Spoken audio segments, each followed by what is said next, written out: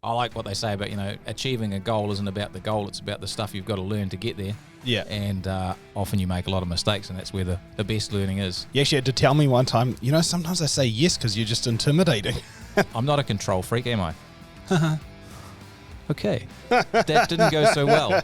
He said, I often have a black cloud over my head when I'm in my business, even though it's successful, I have this sort of black cloud of frustration and stuff. And I'm like, oh yeah, I know exactly what that feels like. Oh, I see it above you often, bro. That's right. You sometimes walk around with a face like a drop pie, On this week's episode, we're digging into a bunch of mistakes I've made on my personal business journey and how avoiding these mistakes will save you a bunch of stress and hassle, as well as make you a whole lot more profit.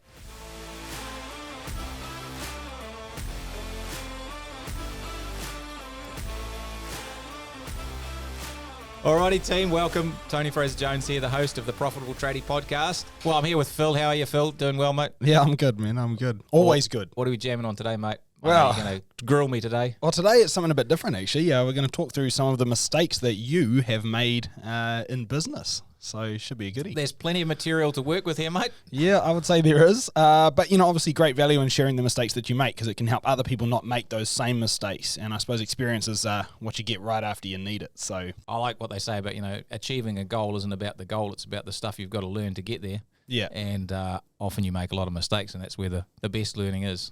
Yeah, totally. For sure. So yeah. I reckon we should get straight into it. What was mistake number one, man? I reckon mistake number one that I've made is it's not putting myself first and being honest about my own needs as a business owner.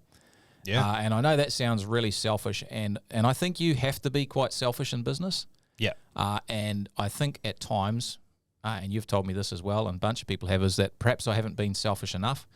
And what I mean by that is in business, you actually can build your own racetrack. Yeah. You can design the way you want your business and your life to work. Now, I know it doesn't often feel like that when you're in business, but you have the opportunity. It's not like if you are working for someone else or in a business, you've got some stuff you've got to do, and it's kind of how it is. But you do have the opportunity in business to design your own racetrack. And I think it's important you do that because there's a heck of a lot of stresses in business that you don't have when you are, an employee. If you don't perform as a business owner, you really don't eat. It's pretty brutal. Yeah. And what I've found is I've often, climbed the ladder of success, what I thought was success, and I've found that it was leaning against the wrong wall. Yeah. That's our old mate, Stephen Covey. Don't say it. Don't say it. He's dead just now. He is dead just now, but he is really, if you want a great book, read 7 Habits of Highly Effective People. It's an incredible book. It takes a bit to get through, and maybe get it on Audible. Yeah. So much gold in there. But when you're a business owner, and I've found this, is you tend to be, a person who does stuff, makes stuff happen. You tend to be maybe a little bit more motivated than some people, maybe a bit more insecure as well, I don't know. But you have the ability to make things happen, and sometimes you make things happen and you think that's going to make you happy or give you what you want out of your life. But when you get there, you're like, well, not really. And that's about climbing the ladder of success, but it's leaning against the wrong wall. Yeah, for sure. And sometimes I have climbed a ladder that I think was expected of me, or what what other people would expect me to do, or what I think they expect me to do. Sometimes it's team members. I know you and I have had discussions, and I've said to you, bro, I think I just agreed to that because I didn't want to hurt your feelings, or I wanted to support you. Yeah, well, it's like we've talked about a bunch of times, right? I've come in and said, hey, I think we should do this or do that. And you actually had to tell me one time, sometimes I say yes because you're just intimidating. And I was like, well, I didn't realize it was coming across like that. But I think the fact is it's actually better for both of us if we can just get the truth and actually build the thing we want to build rather than feeling like we've got to placate each other or, not piss each other off because that's not going to help anyone, right? Yeah, and the thing about as a business owner, I've found this is I do want to do what's good for other people. I want to do what's good for our team and our members and our clients. But that's, you got to be really careful about that, because if you do too much of what's good for them and not enough of what you really need, then you end up not enjoying what you're doing. Well, I think sometimes there's often a win-win anyway, where there's a version of the thing on the table which actually works for both people. But if you're just doing it to make other people happy and you don't look at what would make you happy or what would actually build the business that you want to have, then you end up with a business which is perfect for everybody else, but it sucks for you, in which case, like, why did you build it? Yeah, the problem with, not putting your needs first, and actually sometimes it's hard to even know what your needs are, what you want. That can be really tricky, and that's something that I've found, it's taken me a while to figure out for sure. And probably the older you get, the more you figure that out, because you realize what you don't like. Yeah. Which is all good. But you can have a discussion with your team, and if you're honest about what you want and they're honest about what they want, like you said, there's often a way to put those two things together. And sometimes as your business grows, and we've been lucky, we have a pretty reasonable sized business now, is often your team can go and do stuff that they want to do, and it works for you as well in the sense that it improves the business, but you don't actually have to do it. Yeah, 100%. Which is we're lucky now that we're in that position. Yeah. Totally. And some of you listening may not be there, but you can get there for sure. Yeah. But the thing is, if you don't know what your needs are and put them first, and I've struggled with this, is it actually leads to a bunch of things that aren't much fun. Yeah. It leads to, overwhelm. It leads to exhaustion. It leads to tiredness, burnout.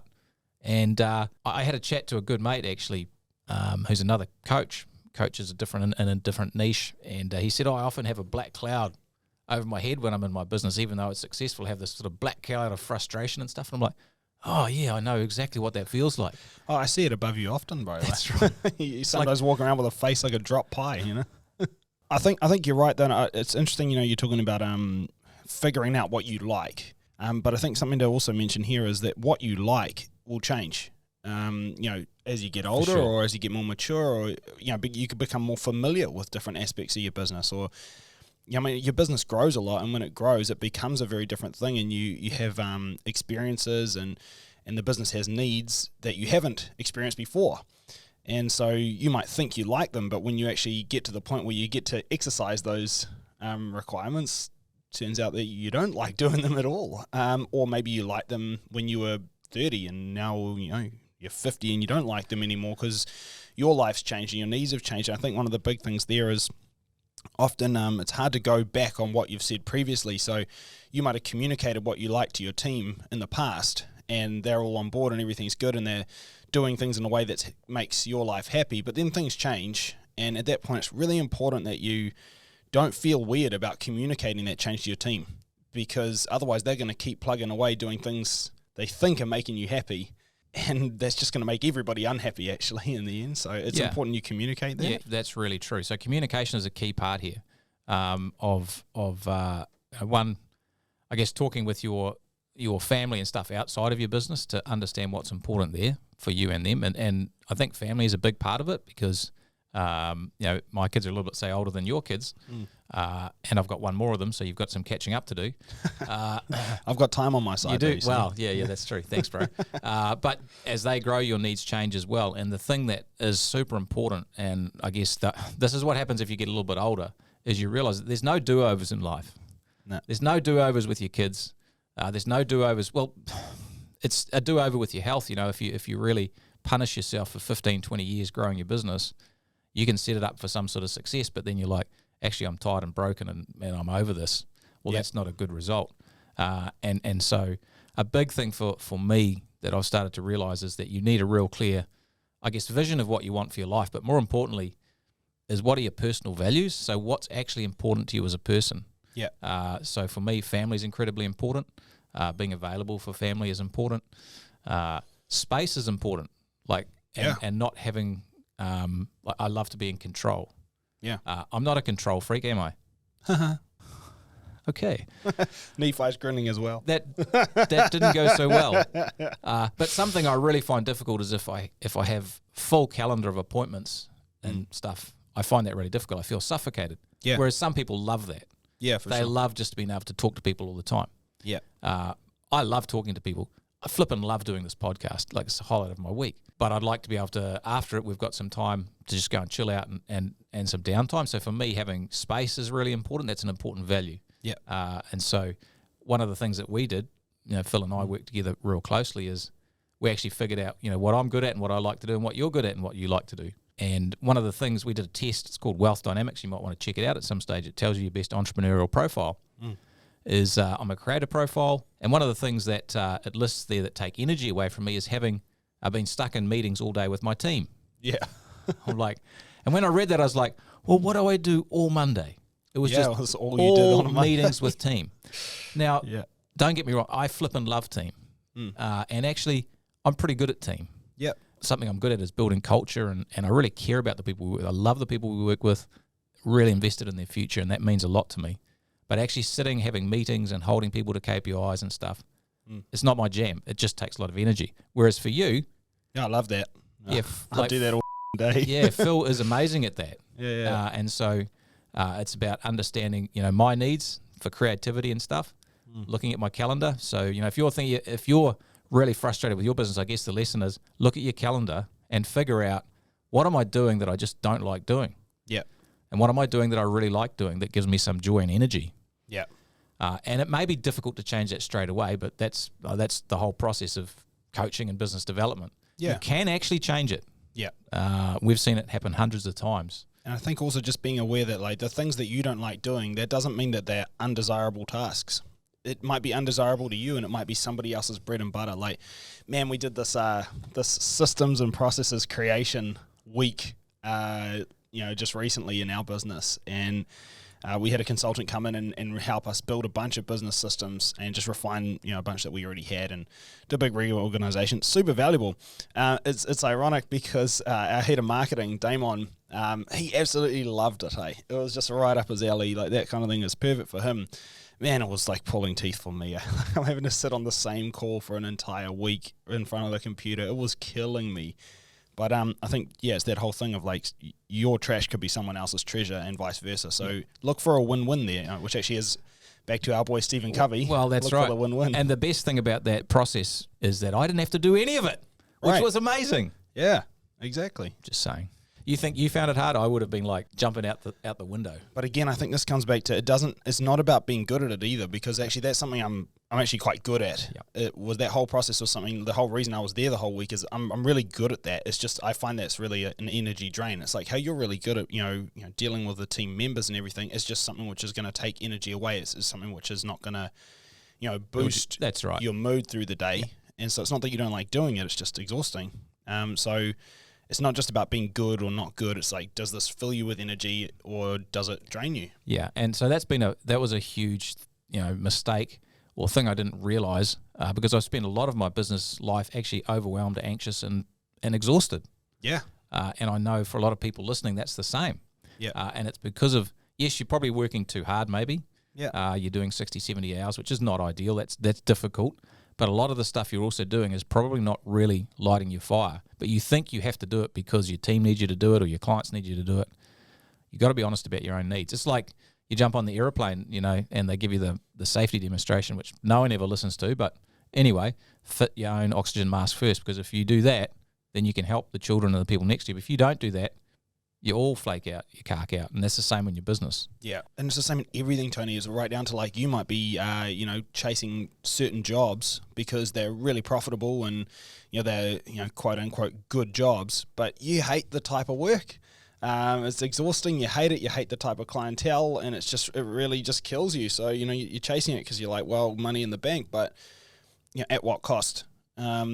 A lot of ways to skin a cat, and if you were chasing a bunch of the work you liked, you'd probably do it better. You'd probably have less rework, less callbacks. You'd achieve a better GP. You find it easier to win the work because you like the clientele. It really goes into everything. You have to do the things that you like doing because you'll do a better job, and it'll actually move the needle harder. Sometimes when you do the things which are good but you just hate them, even though they're supposed to be good, you just don't do them that well, and then they become not good. Plus, you build a business that you hate. So it's. I mean, we have a couple of coaching programs, and one is called Boardroom, which is our high-end clients doing $3 to $15, $20 million in revenue, and some of them have large teams, and they're very successful businesses. But there's a very common thread for a lot of these guys. They have the same challenge that I've had, is they set up success. They're making great money. Some of them are making 7-figure profits, which is great. But they're like, wow, I've actually, I've drained myself in this process, and I've actually got to figure out how my life looks now. Yeah. So I'll learn my kids' names. That's right. And so I guess the lesson is, for me, if I went back and did a do-over, is I'd be much more clear about what I need and what's important to me. because that'll help the business grow faster anyway, and you'll just have more fun doing it. Yeah, which is cool. Yeah, and honestly, the last thing to add there is, as someone who's worked with you a lot, is it actually helps your team help you, and it helps them play their position better. Because if they know what position you want to play, they can play their position, and everybody works better in harmony. Whereas if they're unclear because you're unclear, it's hard for them to win as well. Yeah. So it means nobody wins. So you got to get clear on it. Let's go to mistake number 2. Right. It feels like I'm in confession here. Mate, bless me, Father, for I've sinned. Well, should we make this a 3-hour episode? That's right. There might be a bit to get into. Yeah. So mistake number 2 is putting up with poor performance for too long. Ooh, this is definitely one. Yeah, this is huge. Yeah. Phil, I've got some bad news. Oh, damn it! On the podcast, this is where you want to flip the table, run out of the room crying. Well, I'm scared you might do the same for me, mate. But anyway, the trick is, I guess, I've hoped that things would get better. Yeah. With poor performance. So you see a glimmer of hope. You see a person who's struggling do something good, or actually normally it's they do something okay. Yeah. And you're like, awesome. So they're getting it, and you give them a little bit more time. Yeah. But normally that's as good as it ever gets, and that's a big thing. And I've done that. I can think of one person who sent an email and the email. Let's just be honest. If you're listening to this, you've probably received our emails, right? Yeah. You've probably received a bunch of them. Yeah. Yeah. And every now and then we get people reply to us and they say, you know what, bugger off, Tony. Yeah. Or actually they say Loser. a lot more colourful language than that. It's usually F off you, C-bomb. Yeah. Go and jump in the lake. But again, more colourful versions of that. Yes. So it was one of those replies. Yeah, so someone replied to this, suggesting this person run through a field of backwards. Yeah. Now, it took me about 10 minutes to figure out what he was actually trying to say. Well, I remember what happened actually was I was auditing the email responses, and I saw this response, and obviously Tony has replied saying, run backwards through a field of and I'm like, what?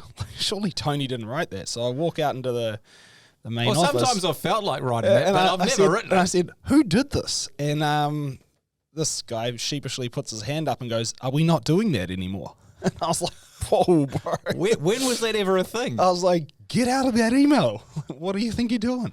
Needless to say, we didn't deal with that straight away, and that person remained in the business for a long time after that. But that should have been a pretty good sign that things went right. But I think, more than that, it's, as you say, it's about performance as well. And like that was obviously probably an instant dismissal moment, really. But, I think the more dangerous one that is the one that creeps up on you, where someone just subtly underperforms for a long time, and this has definitely happened with us. For sure. And and the hard part is it's really hard not to just see the best in people, because that's what we do as humans. We see each other, and the person as a person, their family, their background, you like them as a person, and so you want to see the best in them. And so every time they give that glimmer of hope you're talking about, you're like, okay, cool, it's coming right, And I think you really need to know when to cash your chips. Yeah, and this is something that I have struggled with. So I've probably held on to people for too long, or not been clear enough in the performance requirements, that are necessary. And I've figured out a few things here. The question is, how long is too long? Yeah. And that's probably what I've learned. And for me, it's been too long. Too long was too long. But here's a few things that I've learned. One is, if you have to explain to people what they're doing wrong, and you have to explain to them in so much detail how to deal with situations, with every little sort of twist and turn or every possibility that comes up, they're probably someone who has to go. Yeah. And I mean, if they are, plumbing in a hot water system, and you have to talk about every possible scenario with them and go through every scenario, and they need instructions for every scenario ever, then that's probably a person who's just not up to scratch, because they don't actually have the ability or the intellect to actually get the concept. And of course, there's a stage and training thing here, right? If you've got an apprentice on his first day, different story. Obviously, if you're listening, guys, a little bit of context here. If this person has been trained to a reasonable degree, and you feel like this should be about enough training. Well, if you're a certifying plumber gas fitter and you can't calculate the fall of a pipe, I'm like, we have a problem. Well, that's right.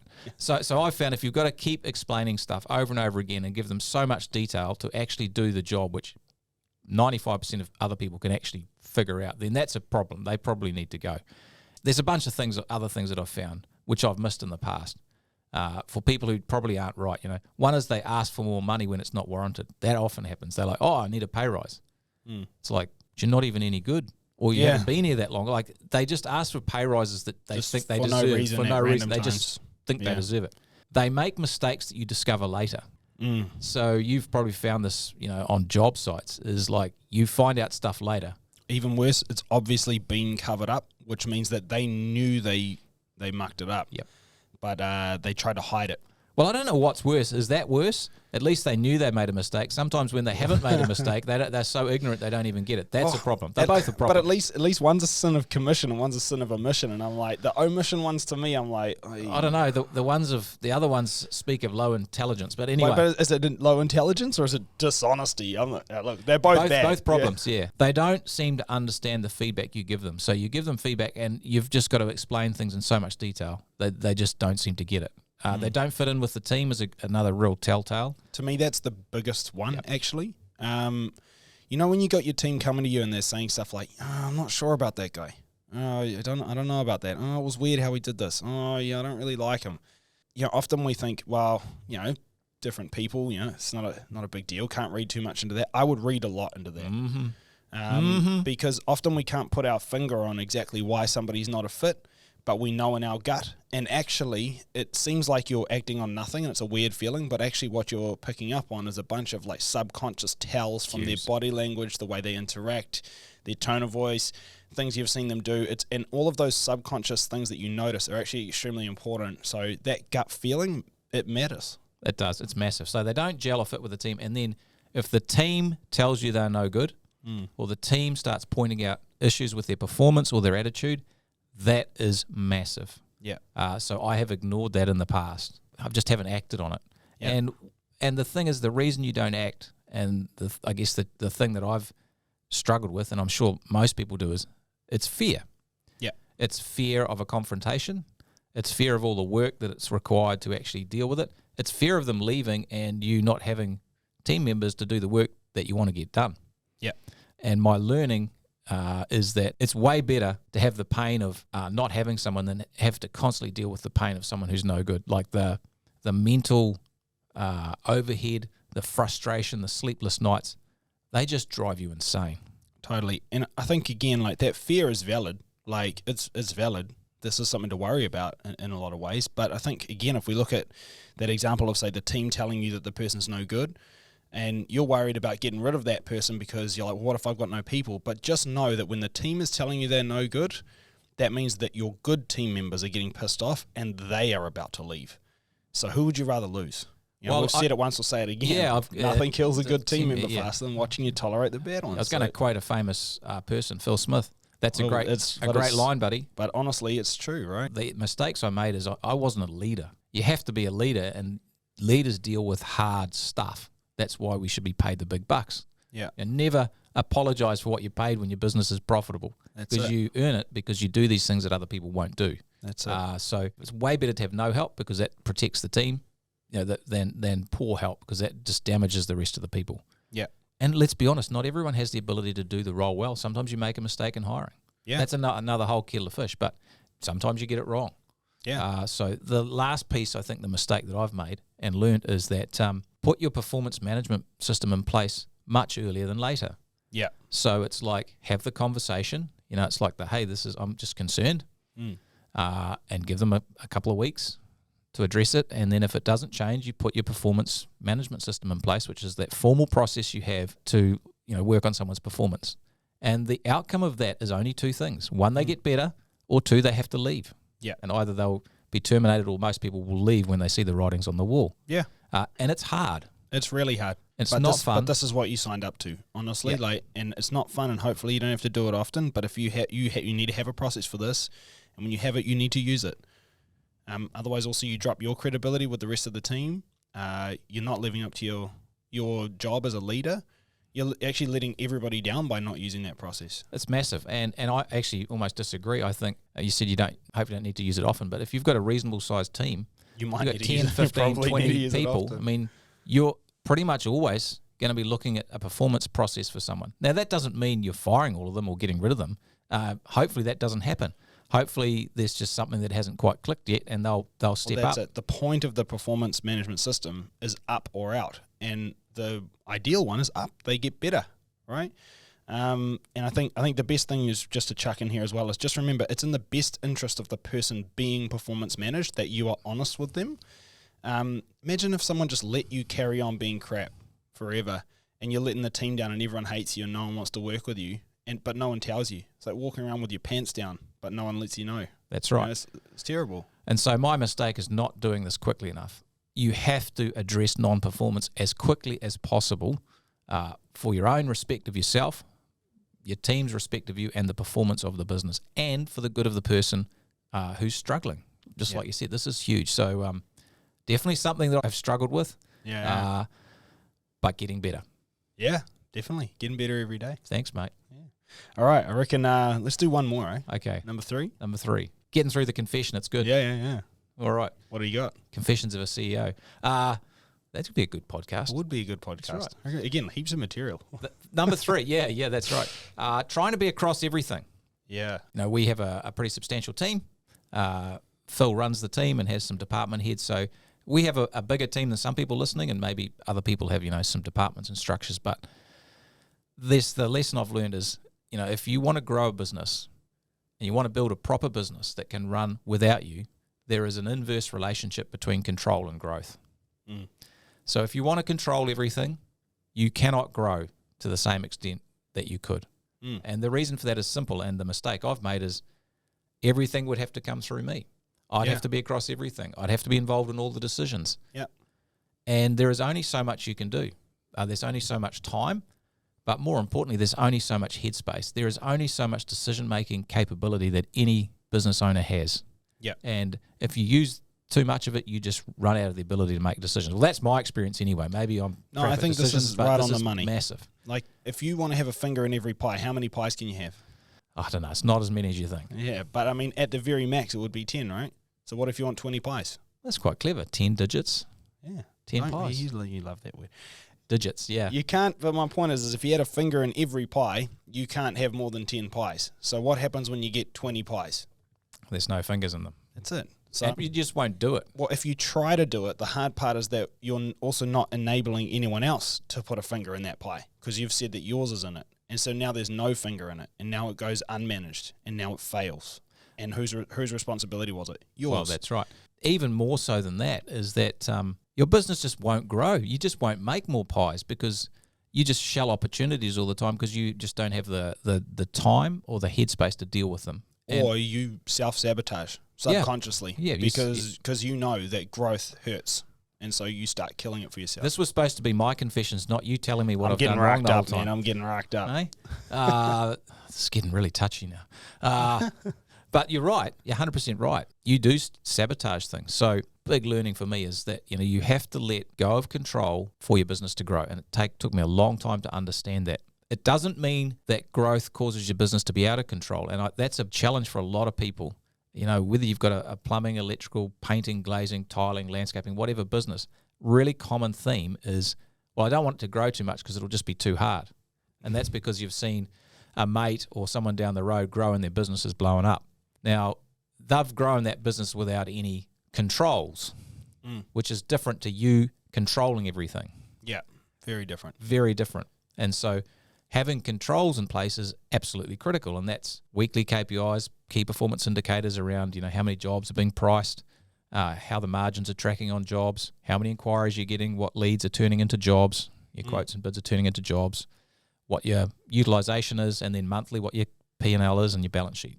You do that stuff, you keep control of things. Yeah. But you're not in control of all the details. That's the difference. You're like a ship's captain looking at the dashboard or a racing driver looking at the dials. You don't have to know what's going on with every piece of the engine. Yeah, and that's the challenge I had. I was messing with the engine all the time. Yeah, rather than just looking at the performance. Yeah. So you've got to get comfortable with not knowing the details. Yeah, and that is really hard. I think the thing is as well is like people might be listening now and thinking, yeah, but I'm not big, or I've only got 2 guys or something like that, and I'm not at the point where this is so relevant to me.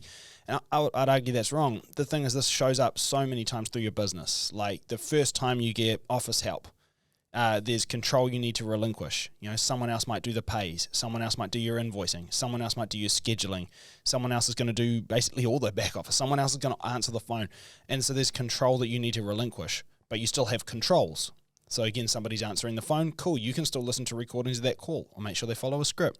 Someone's doing the pays, cool, you can double check they were done right, but don't click all the buttons, whatever. My point is there's controls that you're going to have to be able to check, but you're going to have to relinquish control. And then later on, you'll be getting up to 5, 8 guys, and then you might get an ops manager, and then it's you need to relinquish control to the management of the team and projects. Later on, you might get an estimator, and then you got to relinquish control of the pricing. And then at that point, your team gets bigger and bigger, and now you have to have managers in place to run different crews or run different teams. Then you start getting divisions. Then but the point is there's actually different levels of control that you need to relinquish all the way through. Basically, the minute you get a team, right back to you think, oh well, I don't even have office help yet. I'm like, cool, but if you have one staff member with you in the field, you need to relinquish control if they did a job that you didn't do. So it's enormous. It's there the whole time. You think about, I love the estimator. Or QS analogy is you get an estimator, and some people do that, and then they're going through the detail of every price that they've put together. Yeah. Now you might check a couple at the start, but you've actually got to check the result of that. If you check all the details, what's the point of having the person? And all that time you freed up from pricing, you're just using to price the work anyway, which is pointless. Pointless. And honestly, what usually happens is that you pick apart their pricing and you go, they've way overpriced this, but it's already been accepted, and you're like, they're actually better at it than you are. That's right. There's no you emotion. should just get out of it So that's huge. Is that stepping back of control, and what that does is it allows other people to grow and develop. Yeah. It's things like this. Like in our business, we've just built a new website. It's expensive. It's tens of thousands of dollars for a new website. It's really swish. I don't even know anything that's in that website. I can't tell you what it looks like. No, Phil and I have had nothing to do with that. We put a new computer system in.